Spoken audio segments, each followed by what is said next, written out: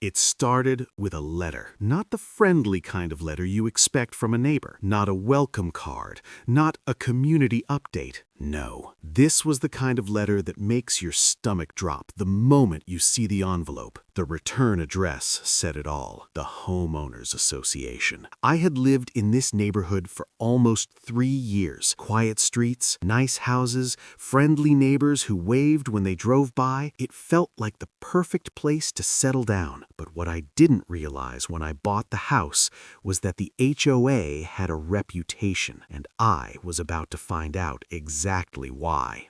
It all started a week before Independence Day. Like a lot of people in the United States, I like to decorate for the 4th of July.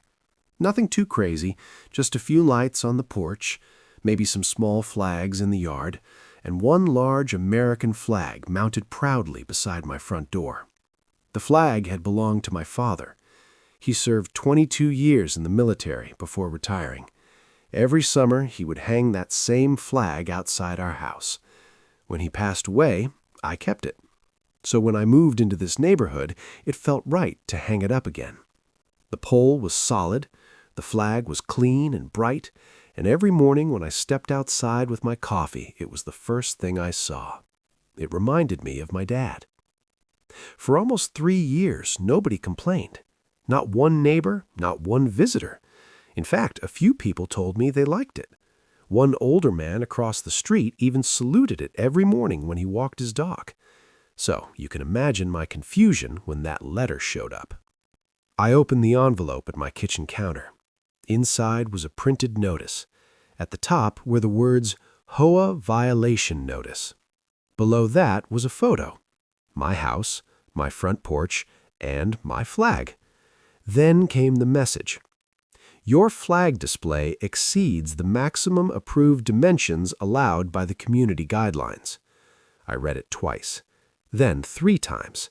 Surely I misunderstood something, but the next line made it very clear.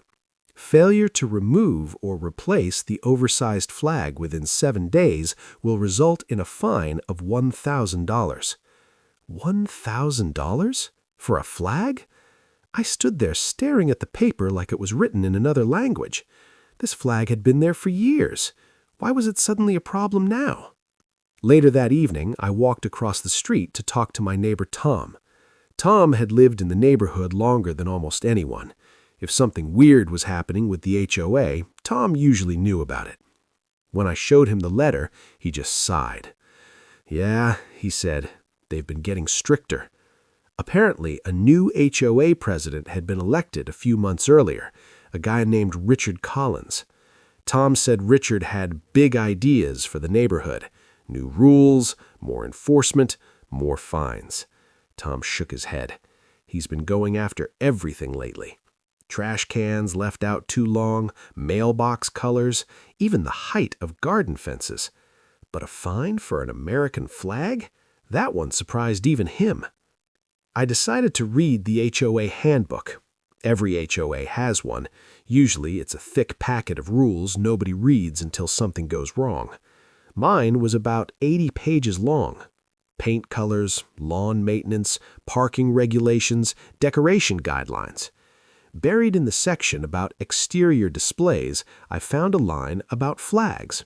It said flags must be reasonable in size. That was it. No measurements, no numbers, no explanation, just reasonable. So how exactly did my flag become unreasonable? I had a feeling the answer involved the new HOA president. 2 days later, I received another letter. This time, it was a reminder. The 7-day deadline was approaching. The tone of the letter was colder, more formal, more threatening. Remove the flag or pay the fine. That was when I decided to make a phone call.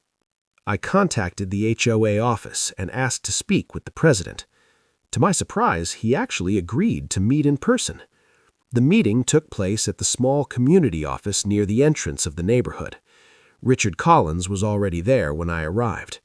Tall guy, perfectly pressed shirt, the kind of person who speaks slowly like every word is a rule. I showed him the letter. Then I asked the question that had been bothering me since day one. Why is my flag suddenly a problem? Richard leaned back in his chair. He said the HOA was simply enforcing community standards. The flag, according to him, was visually disruptive.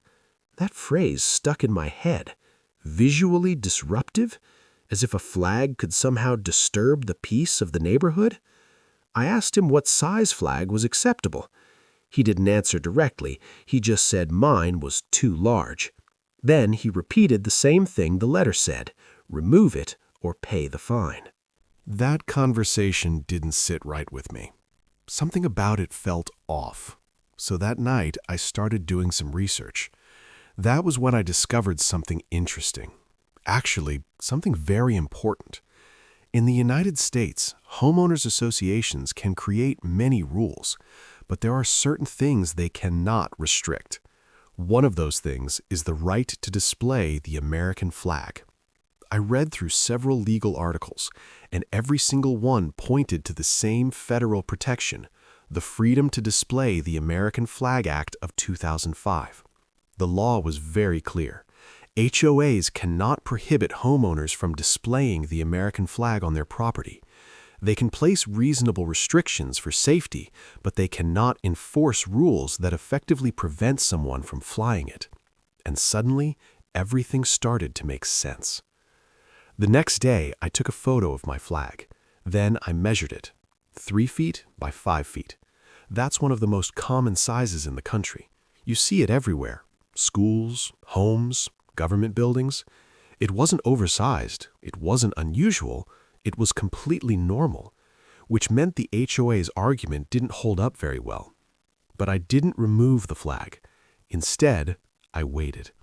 7 days passed, then 8, then 9, and sure enough, another letter arrived. This one was shorter, just a notice stating that the $1,000 fine had officially been applied to my account. I laughed out loud when I read it, not because it was funny, but because it was ridiculous. That's when I decided it was time to push back. I wrote a response letter to the HOA, calm, professional, but very clear. I explained that the American flag was protected under federal law. I included a printed copy of the Freedom to Display the American Flag Act of 2005. Then I politely requested that the fine be removed from my account. I dropped the letter in the HOA mailbox the next morning, and then I waited again. 3 days later, my phone rang. It was Richard Collins. His tone was very different this time, less confident. He said the HOA board would need to review the situation. Apparently, they hadn't expected someone to actually cite federal law.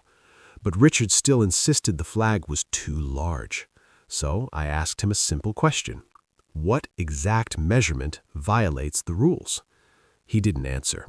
Instead, he said the board would discuss it at the next HOA meeting. And that's when things started to get interesting. Word about the situation spread quickly through the neighborhood. Tom told a few people. Those people told others.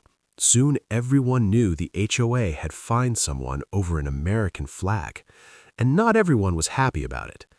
A few days before the meeting, something unexpected happened. My neighbor across the street bought a flag. Then another neighbor did the same thing. Within a week, 6 houses on the block were flying American flags. Some of them were even bigger than mine.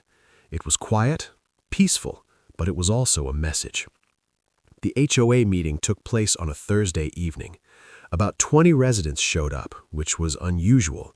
Normally, only a handful of people attended. Richard sat at the front table with the rest of the board.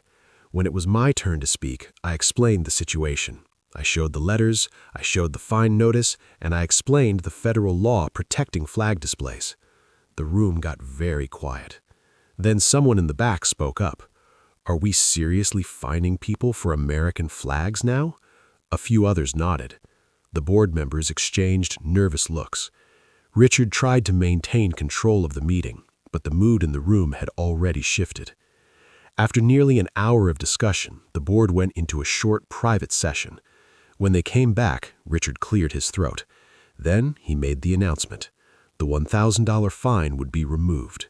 The HOA would update its guidelines to comply with federal law, and homeowners would be allowed to display American flags of reasonable size without penalty. The room broke into applause. Tom leaned over and whispered, "Guess they picked the wrong fight." The next morning, I stepped outside with my coffee like usual. The flag was still there, bright, unmoved. But something else had changed. More houses in the neighborhood had started flying their own flags, not out of anger, not out of rebellion, just out of pride.